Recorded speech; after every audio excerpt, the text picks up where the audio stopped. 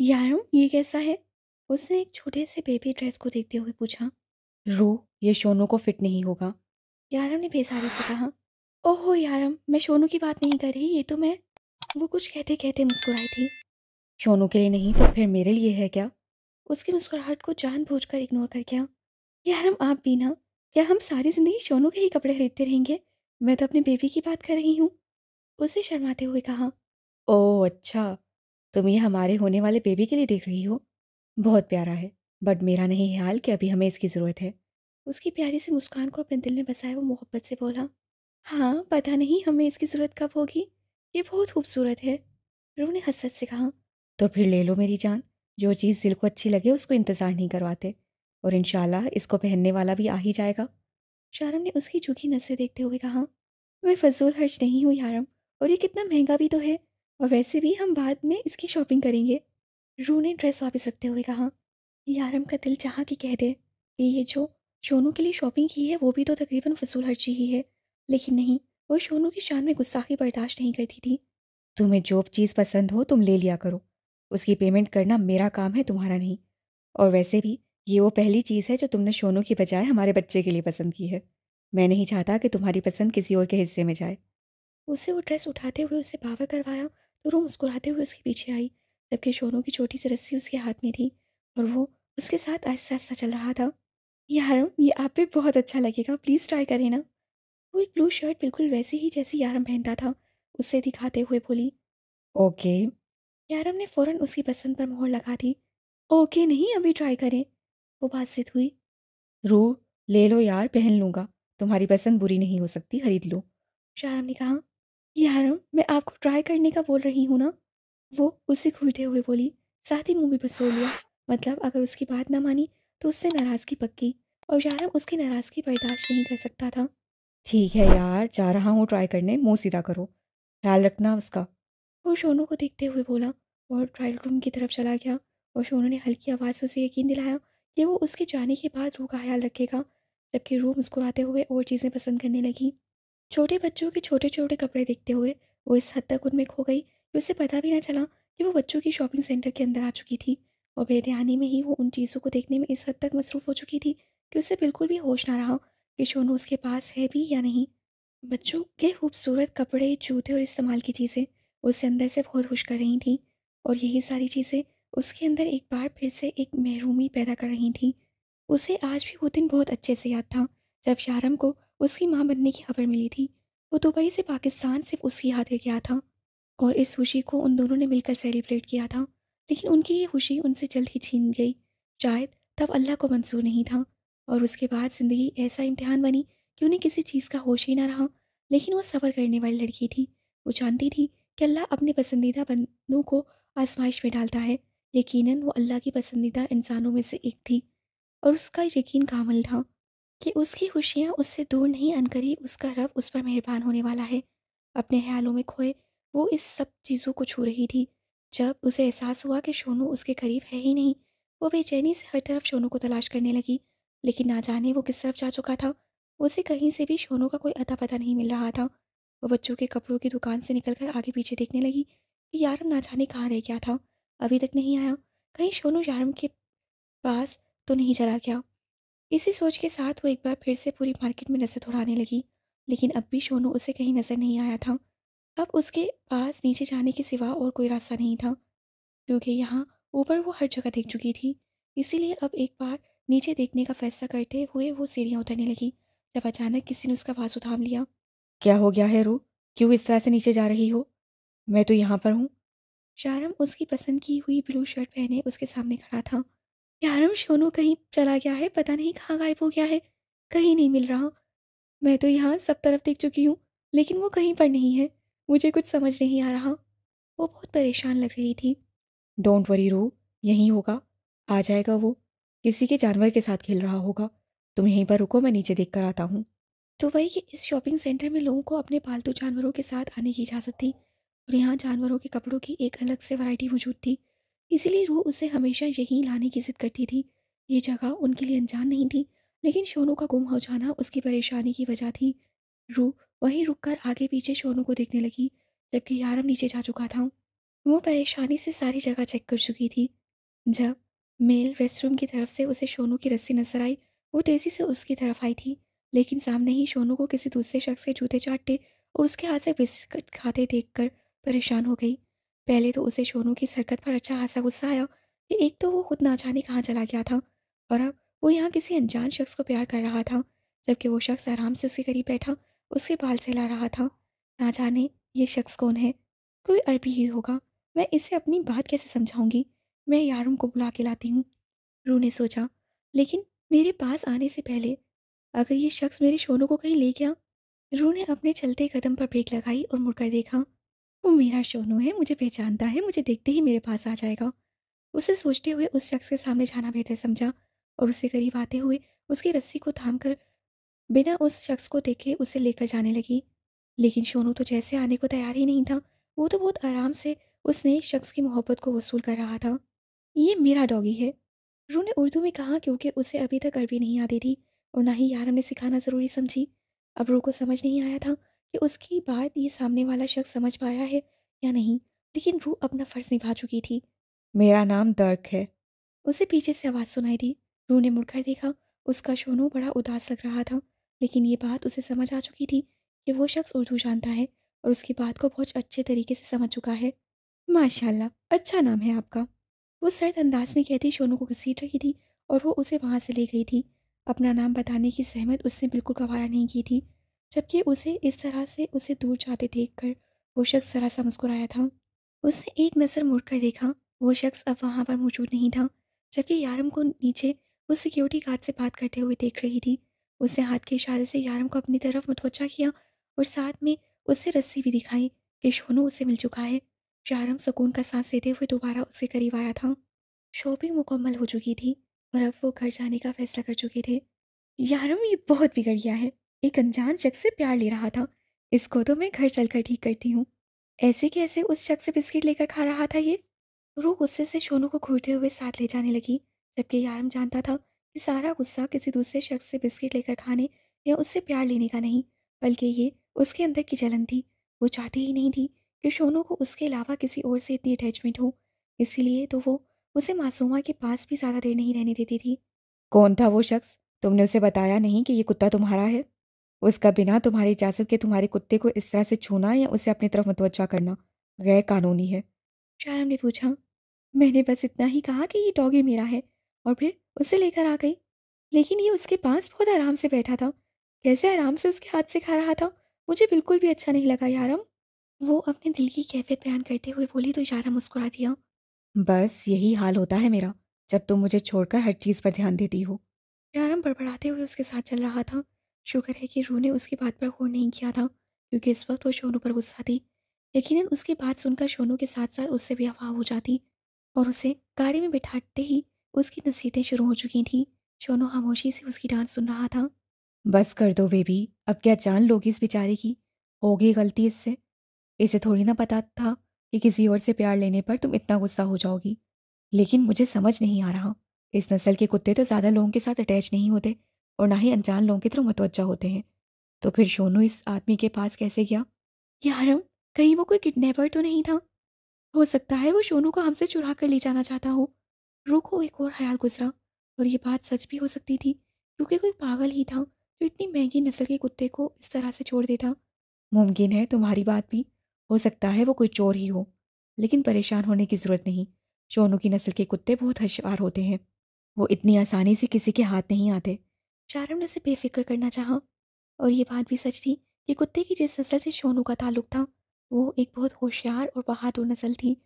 छोटे कद के ये कुत्ते ऑस्ट्रेलियन आर्मी में भी इस्तेमाल हो रहे थे, इसलिए उनको लेकर इस तरह का डर रखना एक किस्म की बेवकूफ़ी थी। लेकिन रू के लिए वो कोई समझदार होशियार कुत्ता नहीं था, बल्कि उसके लिए तो वो उसका छोटा सा शोनू था, जो किसी बात को नहीं समझता और उसे अपनी मालकिन की ज़रूरत है। ये तो बहुत अच्छा है यारम, लेकिन शायद तुम इस बात को समझ नहीं पा रहे कि फ़िलहाल काम बहुत ज़्यादा है और तुम रो को इस तरह से लेकर चले जाओगे तो काम में बहुत मसाइल पेश आएंगे। और तुम जानते हो, ये सब कुछ हम अकेले नहीं कर सकते। 14 तारीख तो ये आ रही है और तुम मुझे अभी ये सब कुछ इतना अचानक बता रहे हो। काम होते रहेंगे ही सर। एक अरसे से हम काम कर रहे हैं, मैं थोड़ा वक्त अपनी बीवी को देना चाहता हूँ, तो इसमें गलत क्या है? रू की तबीयत अभी थोड़ी बेहतर हुई है, और मैं चाहता हूँ कि मैं उसके साथ एक नई और प्यारी ज़िंदगी की शुरुआत करूँ। इसलिए मैंने ये सब कुछ करवाया था और काम तुम और शारिफ सँभाल लोगे। मुझे इसकी टेंशन नहीं है। शाहराम ने काफ़ी बेफिक्री से कहा, लेकिन हिस्सा बेफिक्र नहीं था।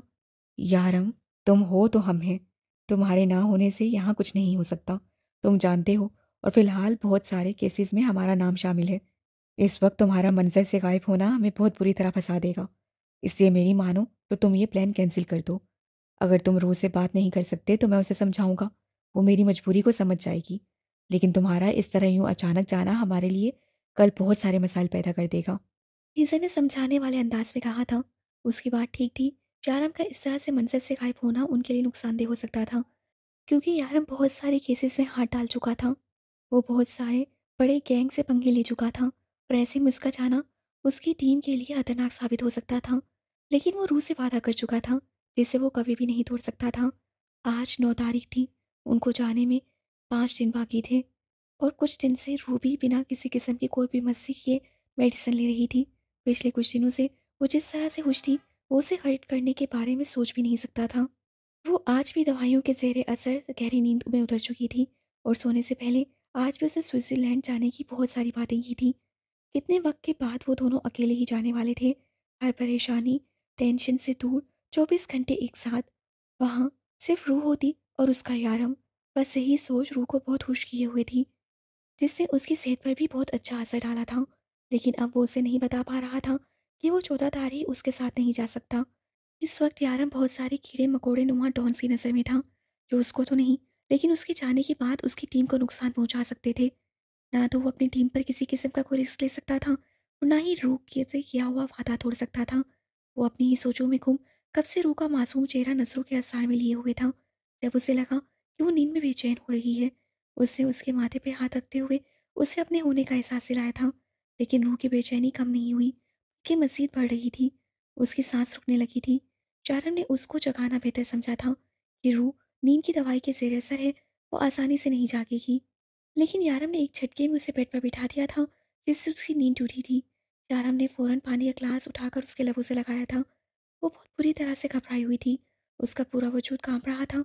शायरम ने उसे अपने नज़दीक करते हुए अपने सीने से लगाया। जानता था कि फ़िलहाल तो कुछ भी समझने की कंडीशन में नहीं है। यारम, हम कब जाएंगे? ये दिन गुजर क्यों नहीं रहे?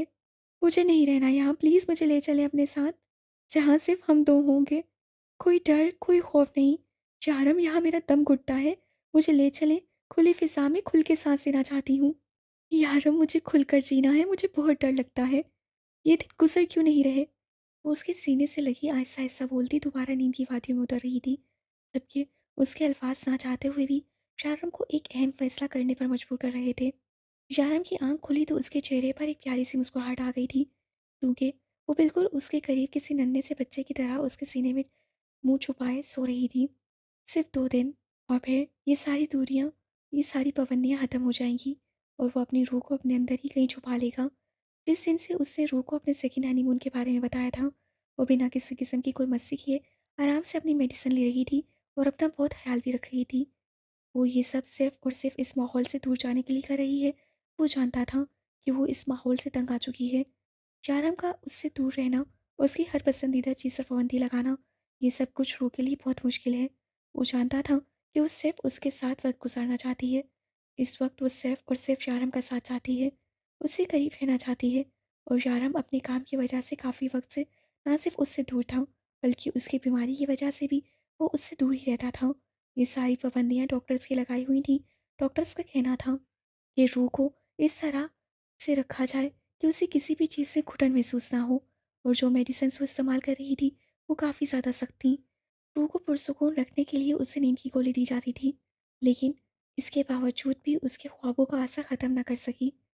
हाँ, लेकिन अब उस अंधेरी रात का असर कम हो चुका था। पहले की तरह वो सारी सारी रात नहीं जागती थी। उसका डर काफ़ी हद तक कम हो चुका था। कबर का डर कम हो रहा था, लेकिन ख़त्म नहीं हो रहा था, और यारम उसके अंदर से उस डर को ख़त्म करना चाहता था।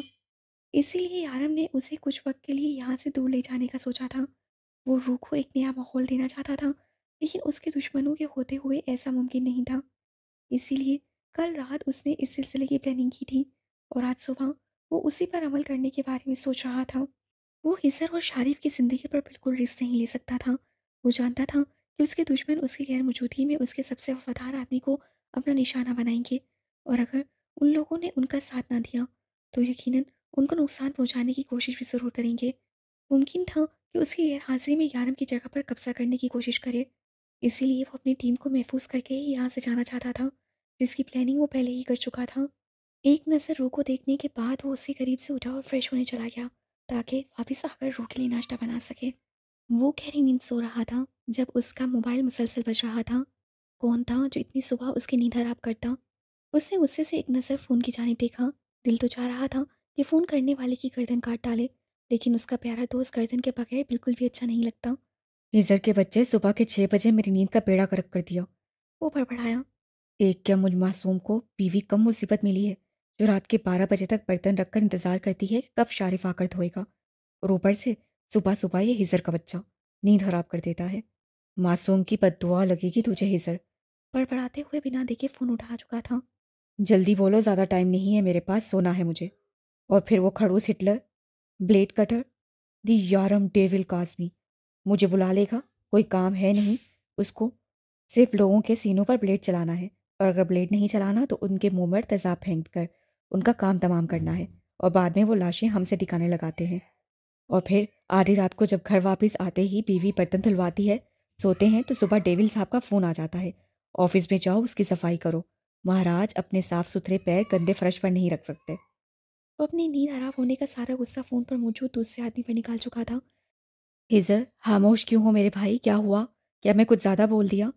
काफ़ी देर दूसरी तरफ से कोई आवाज़ न सुनने के बाद शारफ ने मासूमियत से कहा। शारिफ, आज के बाद फ़ोन उठाने से पहले तुम देखोगे कि फ़ोन पर कौन है, और फिर उस हिसाब से बात करोगे। आई बात मेरी समझ में? अगर नहीं समझ आई तो अगली बार प्लेट तुम्हारे सीने पर और तेजाब तुम्हारे मुंह पर गिरेगा। शारिफ की सर्द आवाज़ गूंजी और शारिफ के हाथ कांपने लगे।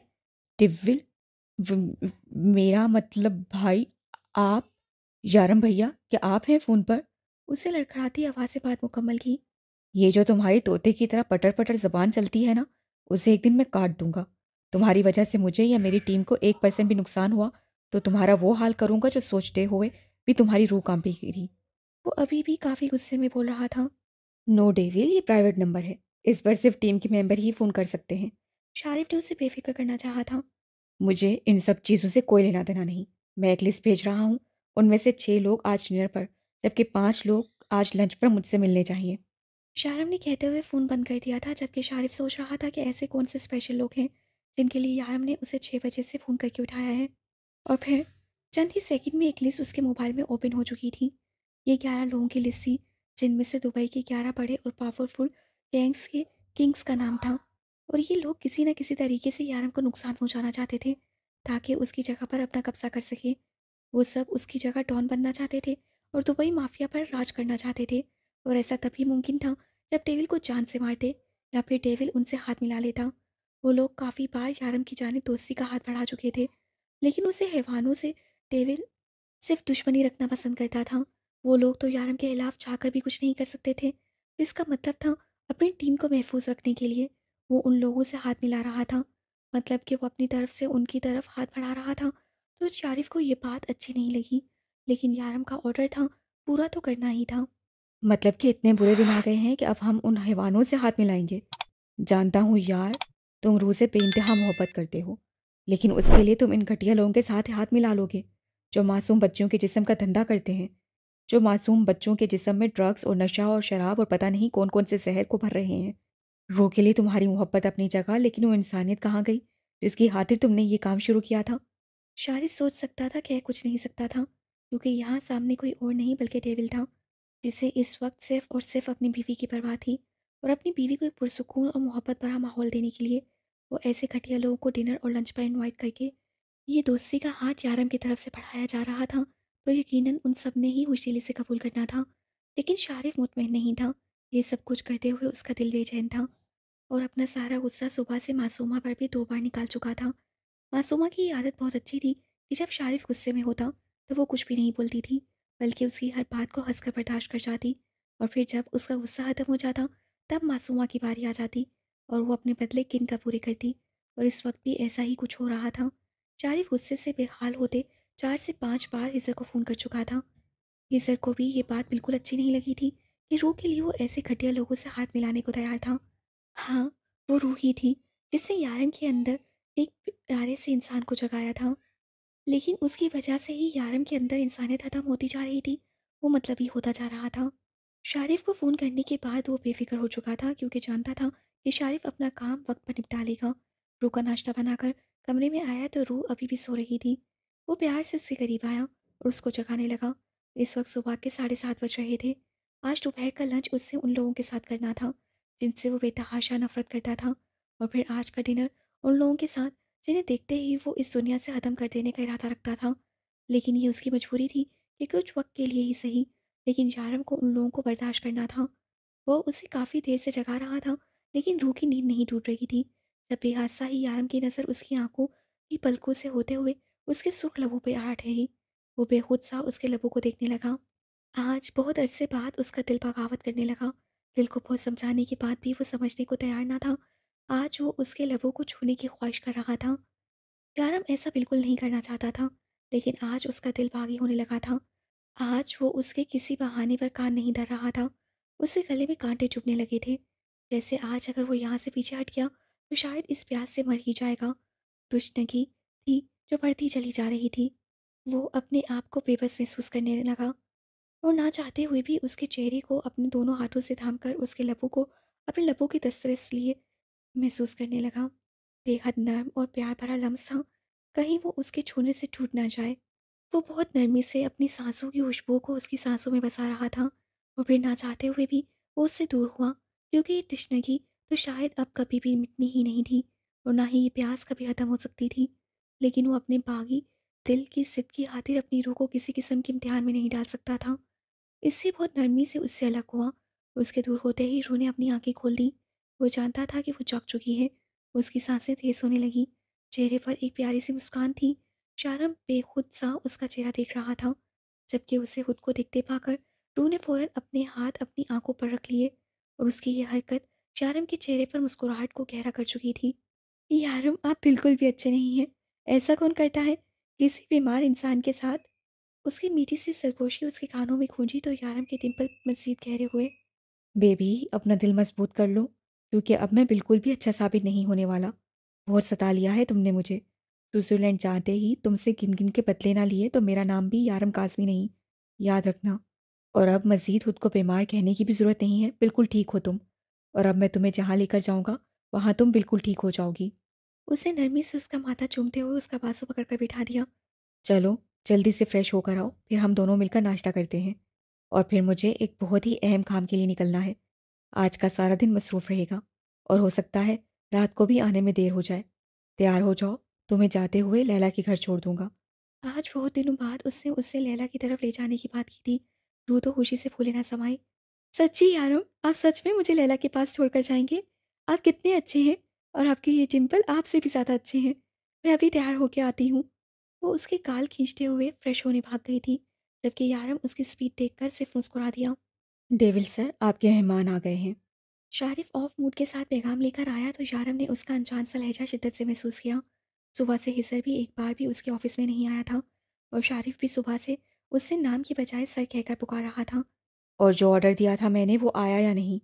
उसके इस अंदाज पर यारम ने काफ़ी रूडली पूछा था। हाँ, वो भी आ गया है, लेकिन सिर्फ़ 5 लोगों का ही खाना है। मेरा नहीं ख़्याल कि हम लोग भी वहीं पर खाना खा रहे हैं। है, हमारी ऐसी कोई ख़्वाहिश भी नहीं है। आप अपने मेहमानों को खुद ही हैंडल करें। वो तमीज़ के दायरे में रहते हुए अपनी नाराज़गी जाहिर कर रहा था, जिसका यारम नोटिस लिए बगैर उस कमरे की तरफ आ गया जहाँ लंच पर 5 लोगों को इनवाइट किया गया था। उससे एक नज़र हिसर की तरफ देखा था, जो उसे देखते ही मुंह फेर गया। मतलब कि उसके इस कदम पर वो भी उसके साथ सख्त खफा था। हम तुम्हारे शुक्रगुज़ार हैं डेविल, जो तुमने हमें इस काबिल समझा कि तुमने हमारी तरफ दोस्ती का हाथ बढ़ाया है। तुम्हारे इस कदम से हमें सच में बहुत खुशी महसूस हुई। हम हर कदम पर तुम्हारे साथ हैं। तुम जो कहोगे हम वो करेंगे। बस तुम हमें अपने गैंग का हिस्सा बना लो, तुम्हारा नाम ही काफ़ी है। सबकी छुट्टी कर देगा। वो लोग काफ़ी पुरजोश थे जब डेविल ने उन्हें खाने की तरफ मुतवज्जा किया। बहुत शुक्रिया डेविल, खाना बहुत लजीज है, लेकिन तुम क्यों नहीं खा रहे? उनमें से एक ने पूछा। मैं दोपहर का खाना अपनी टीम मेंबर्स के साथ खाता हूँ। आज वो लोग मुझसे ज़रा खफा हैं, तो ना खुद कुछ खाएंगे और ना मुझे ही कुछ खिलाएंगे। उसने आम से लहजे में जवाब दिया, जबकि यारम अब उन्हें खाने की तरफ मुतवज्जा देखकर अपने बैग से कुछ सामान निकाल रहा था। उसके हाथ में प्लेट के पैकेट देखकर एक आदमी को खाना खाते खाते अचानक खांसी शुरू हो गई। तुम ये ब्लेड्स क्यों निकाल रहे हो डेविल? हमें इससे बहुत डर लगता है। तुम्हारे काम करने का तरीका बहुत खतरनाक है और बहुत तकलीफ भी। एक आदमी ने जहां बात छोड़ी उसकी बात दूसरे आदमी ने मुकम्मल किया। मुझे इनकी ज़रूरत पड़ेगी। वो एक प्लेट को अनपैक करते हुए सामने रखकर दूसरे को करने लगा। ज़रूरत? कैसी ज़रूरत? हम तो तुम्हारे दोस्त हैं। अपनी मौत को दूर से आता देखकर ही एक आदमी घबराकर माथे से पसीना साफ करते हुए बोला। तुम जैसे दरिंदे कभी मेरे दोस्त नहीं हो सकते। मेरे सिर्फ दो ही दोस्त हैं, हेज़र, शारिफ। ईमानदार और जाननिसार करने वाले। उन दोनों के होते हुए मुझे तुम जैसे ही हैवानों को दोस्त बनाने की ज़रूरत कभी पेश नहीं आएगी। तुम लोग रुक क्यों गए? खाना खाते रहो। अगर तुम लोगों के हाथ खाने से रुके तो मेरे हाथ चलेंगे। और यकीन मानो ये मौत बहुत तकलीफदेह है। फ़िलहाल तुम 5 और रात के डिनर पर मैंने बाकी 6 को भी इनवाइट कर रखा है। मैंने बहुत सोचा, मैं तुम लोगों से ज़्यादा नफ़रत करता हूँ या उन 6 लोगों से, और फिर उन 6 लोगों का भलड़ा ज़्यादा भारी था। इससे सोचा उन्हें ज़रा फुर्सत से मारूंगा। उससे खाने की तरफ इशारा किया तो वो पांचों घबराकर खाना खाने लगे। तब डेविल की आवाज़ एक बार फिर से गूंजी। खाने में जहर है। मेरी आदत है, मैं अपने शिकार को तड़पा तड़पा कर मारता हूँ, मुझे सुकून मिलता है। उसके कहते ही उन लोगों ने खाने से हाथ खींच लिए और वैसे ही डेविल का हाथ चला था। सामने बैठे आदमी की उंगली उसके धड़ से लग हो गई थी। वो चीखने चिल्लाने लगा था। मैंने कहा था ना, अगर तुम लोगों के हाथ खाने से रुके तो तुम लोगों की मौत ज़्यादा तकलीफदेह होगी। उसने उस आदमी की परवाह किए बगैर बाकी चारों की तरफ इशारा किया तो वो कटी उंगली के साथ ही कुर्सी पर बैठकर खाना खाने लगा। वो तो हर तरफ से आनी थी, इस तरह से, ये सही, तो इस तरह से। और डेविल की प्लेट से तड़प तड़प कर मरने से बेहतर था कि वो ये जहर वाला खाना खाकर मर जाते। शारम पुरसुकून सा कुर्सी पर बैठा उन चारों को खाना खाते देख रहा था। एक तो वहीं जमीन पर बेहोश हो चुका था। शायद जहर ने उस पर ज्यादा असर दिखा दिया था। बेफिक्र रहो, इस जहर से तुम लोग बहुत पुरसुकून नींद सो जाओगे। और शुक्र करना कि मेरे हाथ नहीं मारे गए। वो अपने ब्लेड्स को वापस बैग में रखता हुआ वहां से उठकर बाहर निकल गया 2 घंटे बाद लाशें टिकाने लगा देना। और शारिफ से कहता हुआ आगे बढ़ गया। अकरम, खाना ऑर्डर कर दो, बहुत भूख लगी है। इधर मुस्कुराकर कहता हुआ शारिफ को आने का इशारा करता शारम के पीछे ही उसके केबिन की तरफ भागा था। कमरा खून से भरा हुआ था। किसी की उंगली तो किसी का पाँव कटा हुआ था। शारिफ और हिजर दोनों ही यहाँ नहीं आना चाहते थे, बल्कि वो दोनों तो इस कमरे में कदम तक नहीं रखना चाहते थे। लेकिन यारम के ऑर्डर के आगे उन दोनों की कहाँ चलती थी। हिजर अपनी फसूल में उससे नाराजगी की सजा काट रहा था तो शारिफ सुबह फ़ोन पर होने वाली गुफ्तगू की सजा काट रहा था। और यारम अब जानबूझकर उन दोनों से बदला लेने के लिए बार बार अपना खून से भरा हुआ हाथ शारिफ के रुमाल से साफ कर रहा था और बार बार हिजर से फर्श पे पोछा लगवाता क्योंकि उसे गंदगी बिल्कुल पसंद नहीं थी। उन लोगों ने सुबह से अभी तक खाने का एक निवाला भी नहीं खाया था क्योंकि यारम का मूड इस वक्त तक के बाद ठीक नहीं हुआ था। शारिफ तो उस वक्त को रो रहा था जब उससे यारम को सर कहकर बुलाया था और तब से लेकर अब तक उस वक्त को पछता रहा था क्योंकि यारम हर थोड़ी देर बाद कहता, शारिफ सर यहाँ आकर मेरा हाथ साफ करेंगे। वो बार बार खून से भरा हुआ हाथ साफ करते और इस अमल को बर्दाश्त करते हुए शारिफ की हालत खराब हो चुकी थी। उसे उल्टियाँ आ रही थी, लेकिन डेविल के सामने ऐसी कोई भी हरकत करना अलाउड नहीं था। जबकि हिजर जिसने फैसला किया था कि आज शारम उन लोगों के साथ लंच करे या ना करे, लेकिन हम उसके साथ खाना नहीं खाएंगे क्योंकि वो गलत लोगों से हाथ मिला रहा है। लेकिन वो कहाँ जानता था कि अपनी इस गलती की वजह से उसे सारा दिन भूखा प्यासा रहना होगा और अब भूख से बेहाल होते हुए उनसे फर्श फर्श साफ करके उसकी भूख भी बेमौत मर चुकी थी। आज शारम ने पहली बार उससे वो काम करवाया था जो शारिफ करता था। शारिफ तो सुबह उसका काम सुनकर खुश हो गया था कि आज वो शारिफ के हिस्से का काम करने वाला है। लेकिन जो काम यारम ने शारिफ के लिए मुकर्रर किया था उसके बारे में शारिफ बेचारे ने कभी सोचा भी नहीं था। शारम के एक इशारे पर वो पैकेट से एक नया रूमाल निकालकर उसके पास आता और उसके हाथ को साफ करने की कोशिश करता। यारम वाकई ही बहुत सफाई पसंद था। वो किसी कसाई की तरह आराम से कुर्सी पर बैठा उन लोगों की कटिंग कर रहा था। लेकिन मजाल था जो उसके कपड़ों पर खून की एक बूंद गिरी हो या उसके चेहरे और बदन या किसी और हिस्से पर कोई दाग आया हो। हाँ, उसका हाथ बार बार गंदा हो जाता था जिसे शारिफ साफ कर रहा था। शारिफ और हिजर दोनों ही बस इस वक्त के गुजर जाने का इंतजार कर रहे थे। ये बात तो आज तारीख में रकम हो चुकी थी कि आइंदा वो दोनों डेविल के असूलों पर कभी उंगली नहीं उठाएंगे। अपना काम खत्म करके यारम कपड़े झाड़ता हुआ वहां से उठकर बाहर निकल गया और फिर उसके पीछे ही वो दोनों अपनी उलझी हुई हालत में बाहर आए थे। यारम, तुमने हमें माफ़ कर दिया ना? ईसन ने उससे पूछा था। ये सारी बातें बाद में भी हो सकती हैं। पहले इन लाशों के सारे पुर्जे उस बेवकूफ़ इंस्पेक्टर तक पहुंचा दो। उसने एक और ऑर्डर दिया और अपने रूम की तरफ जाने लगा। ईज़र अपनी टीम तक उसके ऑर्डर पहुंचाता खुद भी उसके पीछे पीछे शारिफ को साथ ले आया था। यारम, हमने सारा काम कर दिया। अब तो बताओ, तुम हमसे नाराज़ नहीं हो ना? हिजर, शारिफ, मेरा दिमाग ख़राब ना करो। फ़िलहाल जाओ यहाँ से। बहुत वक्त गुजर गया है। अभी मुझे अब चलना चाहिए। देर हो रही है, रू इंतज़ार कर रही होगी। और जाओ तुम लोग भी कपड़े बदल लो। कैसे अजीब से हुलिये में हो तुम दोनों। मुझे तो देखकर ही क्रैखत महसूस हो रही है। वो अपना कोट कुर्सी से उतारते हुए बोला। यार भाई, प्लीज़ हमें माफ़ कर दीजिए। हमसे गलती हो गई। आइंदा हमसे कोई गलती नहीं होगी।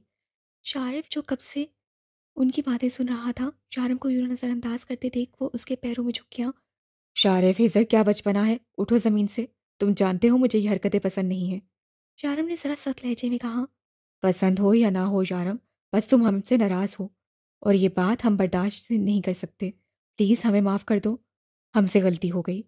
ईज़र भी उसके पाँव पकड़ चुका था। यार, मसला क्या है? तुम दोनों बगैर तो सुकून से नाराज़ भी नहीं होने देते। शारम ने हार कर कहा तो वो दोनों मुस्कुराते हुए ना सिर्फ उठ खड़े हुए बल्कि उससे चिपक भी चुके थे। कमीनों, क्या हालत कर दी मेरी। एक बार अपना हुलिया तो देख लेते। उन दोनों को समझाते हुए बोला तो ईज़र और शारिफ दोनों का कहका बुलंद हुआ। बस तुम आइंदा हमसे नाराज़ नहीं होना यारम। हम सच में बेवकूफ़ हैं। हमने तुमसे एक बार नहीं पूछा कि आखिर तुम्हारा प्लान क्या है। बस अपने पास से ही अंदाज़ा लगाते रहे। ईज़र ने सर झुकाकर अपनी गलती को कबूल किया। हाँ, तुम लोग सच में बहुत बेवकूफ़ हो। हमेशा उल्टे-सीधे काम करते रहते हो। है, इन सब बातों को छोड़ो। लेकिन आइंदा ऐसे मेरे करीब मत आना। मुझे मेरे करीब सिर्फ़ मेरी बीवी ही अच्छी लगती है। तुम जैसे गंदे और बदबूदार लोग नहीं। शारम ने उनकी उंगलियों की तरफ इशारा किया। हाँ, बिल्कुल।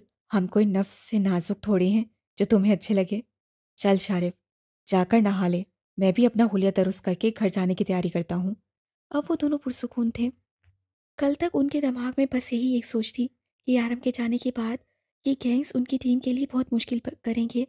मुमकिन था कि वो उनकी गैर मौजूदगी में उन पर हमला करते। वो लोग सिर्फ और सिर्फ यारम की टीम का हिस्सा बनना चाहते थे और यारम ऐसा नहीं करता तो किसी न किसी तरीके से उसे नुकसान पहुंचाने की कोशिश करते। वो पहले भी बहुत बार यारम को नुकसान पहुंचाने की कोशिश कर चुके थे, लेकिन यारम ने कभी भी उन लोगों को उनके मंसूबे में कामयाब नहीं होने दिया। उन सबकी ख्वाहिश एक ही थी, शारम की जगह पर कब्जा करके दुबई का डॉन बनना। लेकिन ऐसे छोटे मोटे कीड़े मकोड़ों को शारम बहुत आसानी से जहन्नम तक पहुंचा दे रहा था। वो तो बस उन सबको मौका दे रहा था कि शायद वो सुधर जाएं। लेकिन सुधरने की बजाय वो लोग अपना अपना एक गैंग तैयार कर चुके थे और दुबई के बहुत सारे इलाकों में वो अपनी दहशत फैला चुके थे। और उनमें से बहुत सारे बेगैरत ऐसे भी थे जो औरतों बच्चियों की इज्जत के लिए हत्या बन चुके थे। शर्म की नज़र बहुत वक्त से उन लोगों पर थी, बस फिलहाल वो कानून की नज़रों में नहीं आना चाहता था। लेकिन अपने लोगों की सेफ्टी के लिए उसे ये कदम उठाना पड़ा। वो सब एक से भरकर एक थे।